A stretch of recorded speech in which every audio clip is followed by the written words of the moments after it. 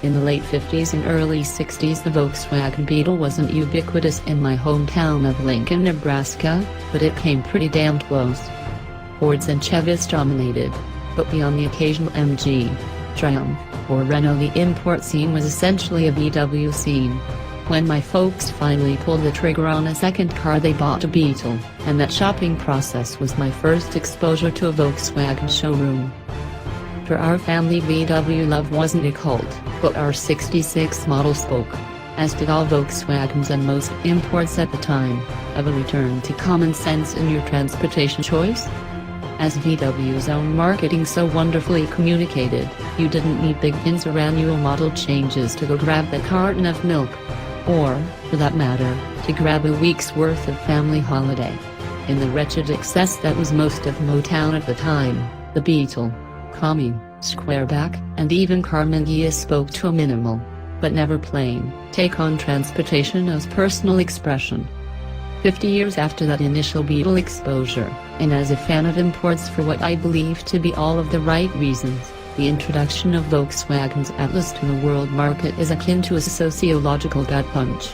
How is it that a brand whose modus operandi was to be the anti-Detroit could find itself warmly embracing Detroit and the excess it has historically embodied? Don't tell me it's because VW's Americanization of the Passat is going so well.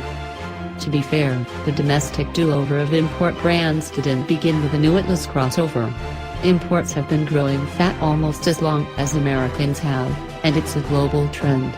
An early 911 is a veritable wisp when compared to its current counterpart, which constitutes, coincidentally, a 50-year gestation. In comparing today's BMW 3 Series to its 77 predecessor, I see a 5 Series footprint. And how did 4 adults go to lunch in the early 3 Series? It is so much smaller than what we've become accustomed to today. The current 2 Series is more substantial. My empty nester view of 3-row crossovers is true for most shoppers. If you need 3 rows of passenger capacity no more than 2 or 3 times a year, and most don't, rent it for God's sake. If you do need the space more often, consider a minivan, which goes about its 3-row mission with far more utility and humility than any SUV. And it's tangential to this argument, but where VW sees the millions or billions